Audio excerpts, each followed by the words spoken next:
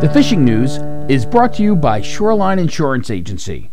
The 2018 Dreamboat Fishing Challenge came to a conclusion on the 30th of November. Fisherman subscribers have been fishing hard since May, competing for the Steigercraft 23 Miami, rigged with a 250 horsepower Evinrude E-Tech, a Lowrance HDS Carbon 9 with the Structure Scan 3D bundle, and more. Third prize went to Justin Mack, a Long Island Edition subscriber. He had 2 species, including the new Sea Robin category, and he won the Sea Eagle fish skiff. Garrett Weir, also a Long Island subscriber, took 2nd place and is going to be on his way to the Zancudo Lodge down in Costa Rica.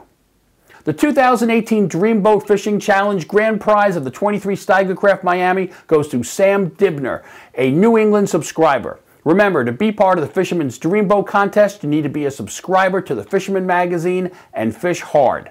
See the January issue of the Fisherman for the complete 2018 Dreamboat Fishing Challenge wrap-up, or visit thefisherman.com for the complete standings and to subscribe to the Fisherman in 2019 for our next Dreamboat Fishing Challenge. Christmas is only a few days away, and the best place to shop for those last-minute items and stocking stuffers is your local tackle shop. Be sure to pay them a visit. They will greatly appreciate it.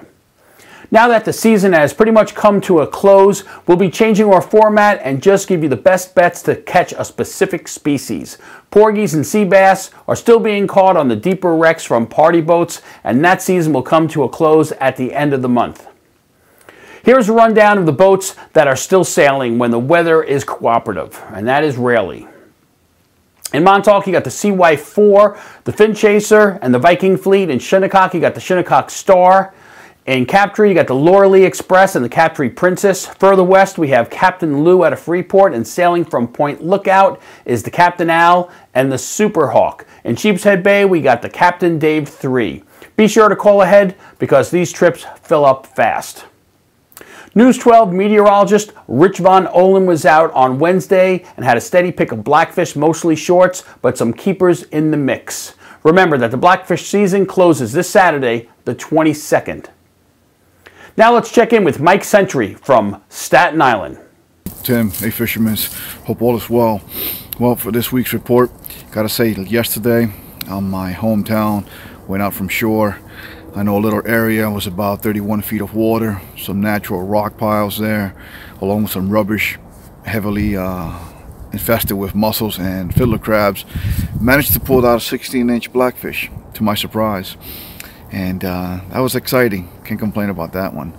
And also guys, I want to share with you some information regarding an organization called New York, New Jersey River Keepers. Their goal in mind is to rehabilitate our waters with oysters. These oysters here, as you guys know, they are great filtration species. They filter about 2 to 4 gallons per hour, one oyster. That's what the consensus say. So they're trying to rehabilitate New York waterways in New Jersey, like I said. They're estimating about 500,000 to 1 million oysters will have a significant impact. There's another organization based out of Manhattan. They want 1 billion oysters surrounding this area. And if that happens to be manageable, if it's successful, every 3 days, our water will be filtrated through these oysters, which is incredible. I know this place used to be abundant decades and centuries ago with oysters until, well, you know, over harvesting of these oysters killed out the population. So with that said, going out on a party boat in mid-January. I know my friends are going out December 29th, South Jersey. That's where the state record blackfish was caught a few years ago, 25 pounds to be exact. And I'm gonna give you a report. Hopefully they do very well down there. And with that said, guys, well, happy holidays, Merry Christmas. If I don't see you guys, Happy New Year's. And best of all, let them big girls go for next season. They populate, they're breeders, let them go so they could grow, you know, my saying. So peace out, guys. Love you guys. Adios. Now let's check in with senior editor Fred Golofaro. Hey, thank you, Tim. And really not much to report, especially as far as the surf fishing goes. But we did hear that this past weekend there was a good flurry of small stripers at Breezy Point. Frank from Bernie's Tackle in Sheepshead Bay said that he had a couple of guys come in and said they had as many as a couple of dozen. bass. Surprising thing is they caught them on poppers, so apparently they weren't on sand eels. But yeah, interesting that it happened. Last year, of course, the fishing ran right till the end of the year. Much different conditions, though, much colder this fall, and we had all these easterly storms. But there were bass still around this past weekend. I hear the Jersey shore has been very quiet, again, the past week, 10 days or so. So that, all that fishing's winding down. But we did get some good news on herring. They apparently are in most of the North Shore harbors, from Mount Sinai all the way to as far as Little Neck Bay. Actually, we had reports coming out of there, Hempstead Harbor, in between Cold Spring Harbor, Port Jeff, Huntington, Northport. Reports from all those areas. It's not an everyday type thing, but all those places have had herring at one time or another. Apparently the best fishing has been very early, like dawn or again at dusk. And that goes for the South Shore too, where we got reports from Jones Beach, Magnolia Pier, and then the Sheepshead Bay area, Coney Island Pier, 69th Street Pier, and right in the Sheepshead Bay boat basin. And that about wraps up the fishing scene. I do want to wish everybody a very Merry Christmas, a very happy and healthy New Year. And until next year, this is Fred Golofaro for thefisherman.com. January 20th, we have the Surfcasters Journal Striper Day held at Ward Melville High School. And coming up, January 23rd through the 27th is the New York National Boat Show at the Jacob Javits Center in New York City. Saturday, February 16th and Sunday, February 17th is the Sport Fishing Federation Show at the Freeport Rec Center.